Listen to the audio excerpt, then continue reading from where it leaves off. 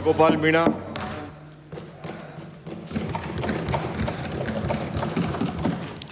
माननीय सभापति महोदय,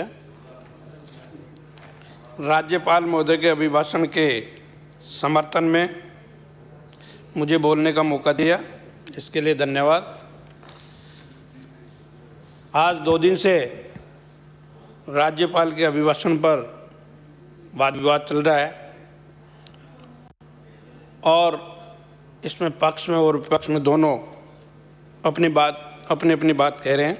मैं भी इस अभिभाषण के समर्थन में बात करूंगा, क्योंकि इसमें 138 पॉइंट इस अभिभाषण में हैं और वो सत्य और ईमानदारी से लिखे गए हैं और माननीय राज्यपाल के मुख से जो शब्द निकले हैं वो सरकार के और इस विधानसभा में हमारे 200 विधायक बैठे हैं, उनको सबको समझ में आ रही है कि ये सत्य बात आदरणीय महामहिम राज्यपाल के मुख से सुशोभित हुई है।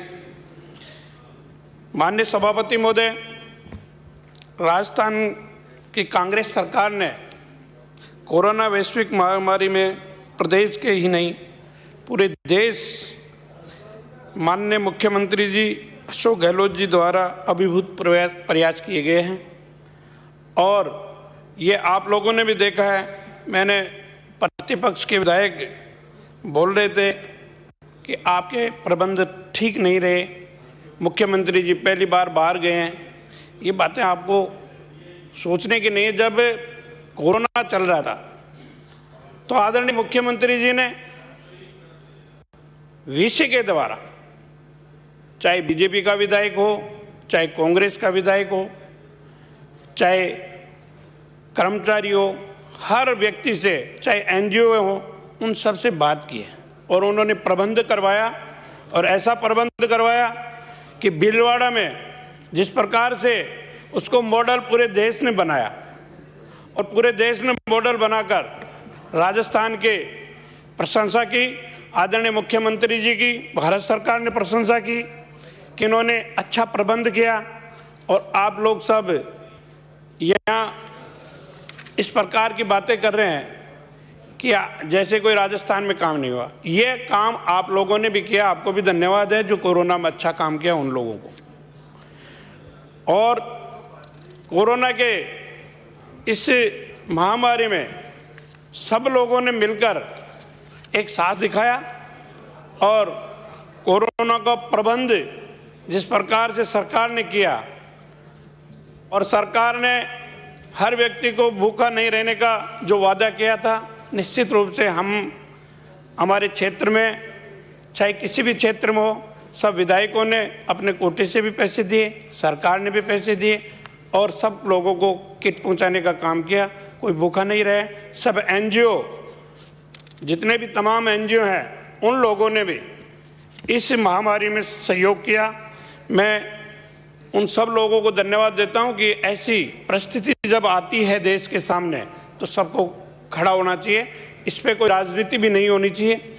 जिस प्रकार से कोरोना के बारे में तो मैं समझता हूं कि विपक्ष के लोग कुछ बोलने लायक है नहीं, फिर भी जिस प्रकार से आज कोरोना के साथ साथ में जो देश में सबसे बड़ा मुद्दा किसानों का चल रहा है और उन किसानों के मुद्दों में जिस प्रकार से अभी मेरे पूर्व साथी बता रहे थे कि किसानों को बहका के बिठाया जा रहा है, उनको बोल के जा रहा है। आजकल सोशल मीडिया ऐसा चल गया कि आप किसी को भी सोशल मीडिया पर कुछ भी बुला सकते हैं। बाकी जो किसान है वो किसान अपने आप अपने हक के लिए जो 3 काले कानून केंद्र सरकार ने पास किए हैं उनके विरुद्ध में है और तीनों काले कानूनों को जिस प्रकार से इस देश के किसान जो हमारे अन्नदाता हैं, आज 85% इस देश में किसान हैं और उनकी बात को नहीं सुना गया। क्योंकि आपको पता है भूमि अधिग्रहण बिल भी लेके आई थी ये सरकार, लेकिन हमारी सरकार, हमारे आदरणीय नेता राहुल गांधी जी ने इसका विरोध किया और केंद्र सरकार को भूमि अधिग्रहण बिल भी वापस लेना पड़ा। क्योंकि आपको पता है कि ईस्ट इंडिया कंपनी आई थी इस देश में, वो भी इसी प्रकार से लोगों को काम किया था जिस प्रकार से ये 3 काले कानून हमारे किसानों के ऊपर किया करेंगे। और ये किसानों की लड़ाई नहीं है, ये पूरे देश के लोगों की लड़ाई है, चाहे मजदूर हो, किसान हो, छोटे व्यापारी हो, हर व्यक्ति के लिए ये बिल नुकसानदायक है। तो आप लोगों को मैं ये बात बताना चाहूँगा इस सदन में कि किसान जिस प्रकार से इन सड़कों पे बैठे हैं और सरकार इनको हिटलरशाही की तरह इनकी बात नहीं सुन रही है, ये अच्छी बात होगी कि सरकार किसानों की बात सुने और किसानों की जो मांग है 3 काले कानूनों को, उनको सरकार को वापस लेना चाहिए। प्रधानमंत्री जी बहुत सारे वादे किए थे किसानों के लिए कि किसानों को हम आय दुगनी कर देंगे, किसानों के लिए ये कर देंगे, किसानों के लिए वो कर देंगे। न जाने भाषण में तो कुछ कुछ और भी कहते थे, 15 लाख रुपए दे देंगे और भी देश को भी बदल देंगे, लेकिन ऐसा नहीं है। आज किसान इस देश की रीढ़ की हड्डी है और इन किसानों की बात को मानकर प्रधानमंत्री इनकी बात सुने, हिटलरशाही नहीं रहे।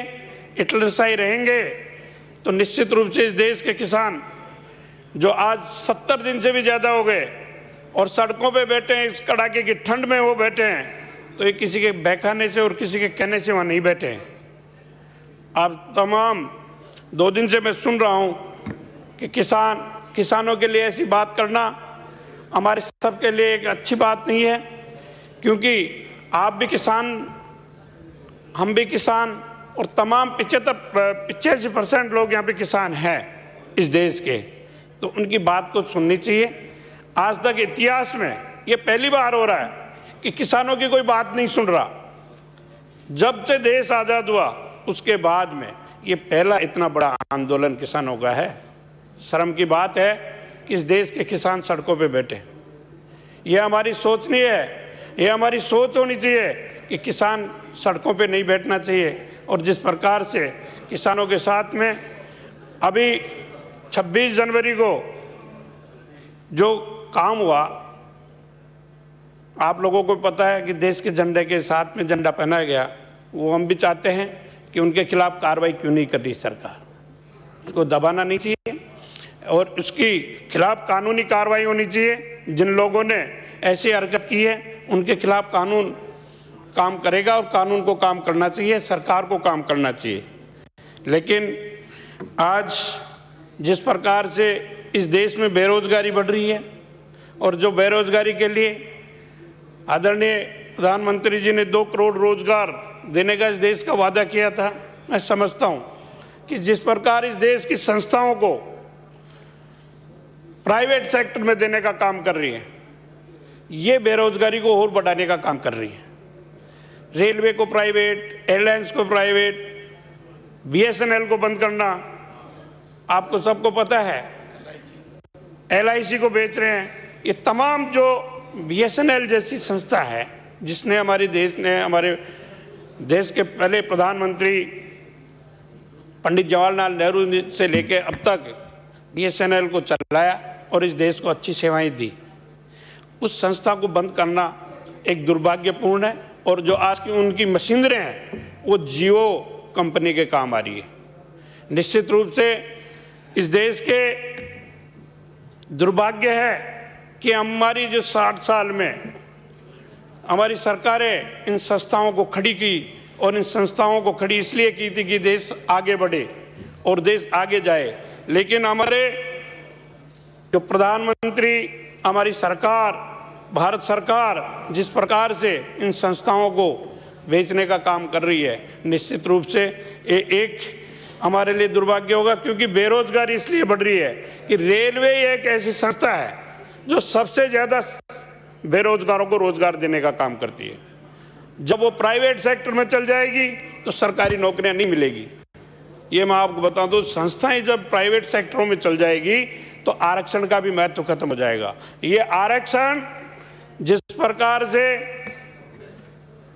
दलितों के खिलाफ और आरक्षण के खिलाफ भारतीय जनता पार्टी की सरकारें हैं, क्योंकि इसमें आप लोगों को अच्छी तरह से देखने को मिल रहा है कि जो प्राइवेट सेक्टर में जाएंगे, आज गाँव में बच्चे सरकारी स्कूल में पढ़ते हैं और जो इंग्लिश मीडियम में पढ़ने वाले बच्चों को प्राइवेट सेक्टर में लिया जाएगा, तो गाँव के लोगों को और जो गरीब लोग हैं उनके बच्चे कहाँ रोजगार ले पाएंगे।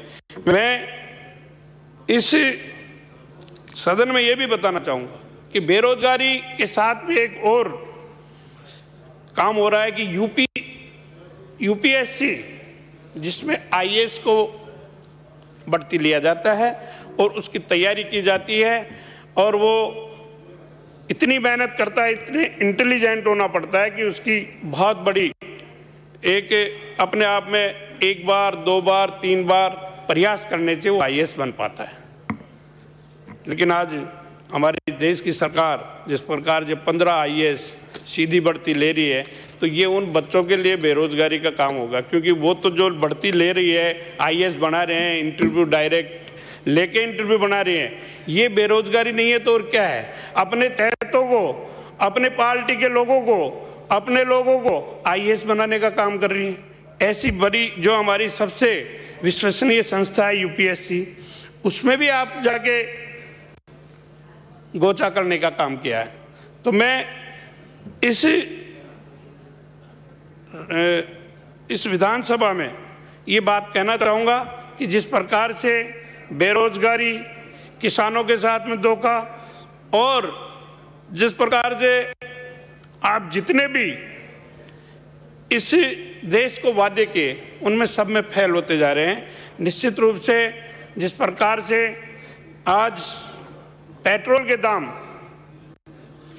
की बात कर रहे हैं, हमने 60 साल की बात करें, 60 साल में इस देश में पेट्रोल और डीजल के भाव 65 रुपये से 70 रुपये से ज़्यादा नहीं हो पाए, जबकि उस समय 140 रुपये प्रति बैरल के हिसाब से क्रूड ऑयल था, और आज 45 रुपये प्रति बैरल क्रूड ऑयल है।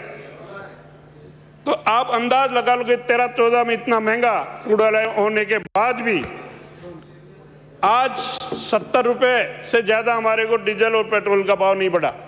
लेकिन आज जब 45 रुपये से 50 रुपये तक लास्ट होगा, इसके बावजूद भी 100 रुपये लीटर का पेट्रोल डीजल मिलने का काम इस सरकार में हो रहा है।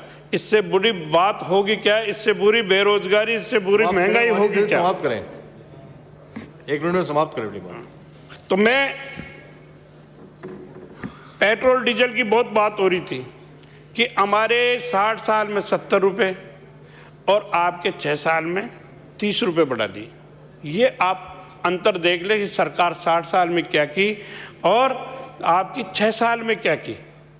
ये दूरी आप लोगों के और कांग्रेस पार्टी के सरकारों में रही है कि महंगाई आपके कितनी हो रही है, हमारे कितनी बैलेंस करके हमारी सरकारों ने चलाया।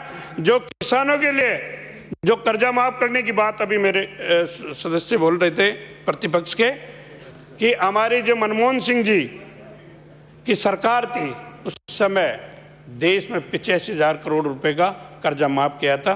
पर माननीय प्रधानमंत्री नरेंद्र मोदी जी को भी ये सोचना चाहिए कि उस देश के किसानों के लिए कर्जा माफ करना चाहिए। आप लोगों को श्री गुरदीप सिंह इसे